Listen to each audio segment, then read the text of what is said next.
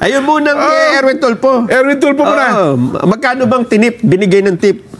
Gano'n? Hindi. Vice chairman naman siya ng Blue Ribbon eh. Yung kapatid niya. Si Rapi.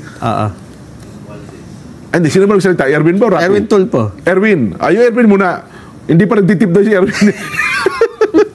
Hindi pa nagtitip si Erwin. Sige nga, pakinggan natin. Paano bang dyan? Anomalya sa BIR? Extortion. For years, small and big businesses, mula po sa maliliit na family convenience store hanggang sa malalaking korporasyon, have raised serious concerns recently. Many claim that they were subjected not to fair tax assessment, but to pressure, intimidation,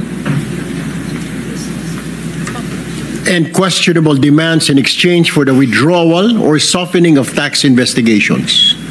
The very instrument meant to ensure lawful tax compliance is being weaponized for corruption and extortion.